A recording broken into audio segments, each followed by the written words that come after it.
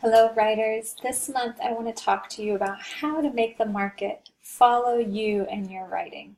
I was just talking to a friend yesterday who has a book idea in her, and she is also a writing instructor and wonderful, beautiful writer, but she's been going to all these different writing conferences. And as she's been going to the writing conferences, she's been drawn to other writers who are writing similar genre as she would like to write, which is memoir. And she said to me, I just want to make sure that what I'm trying to write hasn't already been written and is actually worth writing. Because there was another author there who she really admires, who she feels is already writing memoir beautifully. And she said, I just want to make sure that what I'm writing actually belongs, out there and has something to add.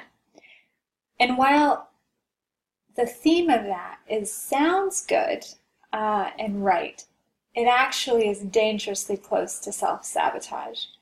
And I was reminded of the many times that I have struggled with that in my writing career, of feeling like I need to tailor what I'm doing to fit a certain market so that I can sell a book, or I can sell an article, or get an essay published. And so I want to share with you what I shared with her and was reminding myself of yesterday, and that is the only thing you have to worry about writing in your writing is to write the truth, and the market will follow truth.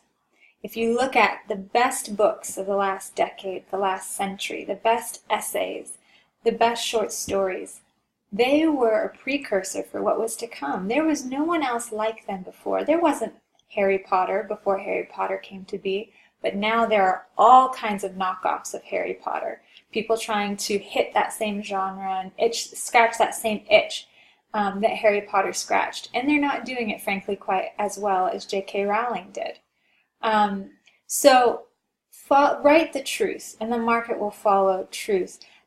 When I was working at Gettysburg College, one of my mentors there, his name was Dusty Smith, and he was in his 70s, an experienced, practiced author and writer. He'd written a book, had lots of essays published, and nominated for the Pushcart Prize. And he was the one that first shared this truth with me. He said, "Kristen, write what is necessary." Because one day I was sitting down with him talking about trying to sell my next book and how to market it and how to make sure that my proposal was just right. And that's when he really sort of dropped in and sort of stopped me, and he said, "You know what? Don't worry about that." So the market doesn't know what they need. Readers don't know what they want to read until they pick it up and they read it. They just want to read good writing. He said, "You write what is necessary for you to write, what is bubbling up in your heart and your soul. Write that, and the market will follow it." And so I took that with me. And from there, I've been able to sort of let go. I stopped blogging. I had blogged for, oh goodness, I want to say 10 years. But I put that down after a good run because I wanted to really focus and hone my energy on writing the stories that I wanted to write and not worry about trying to accumulate a platform all the time. There's a time and a place for that. But I felt like I'd hit my place in my career where it was time for me to really focus on what it was that I needed to write the truth, to write what was necessary, and then deliver that to the audiences, deliver that to the publishers and the journals and magazines. So I pass that on to you. There is a place and a time to think about building platform and building audience. There's also a place to guard that creative process for ourselves, and to create this space to really follow what is in our hearts to write.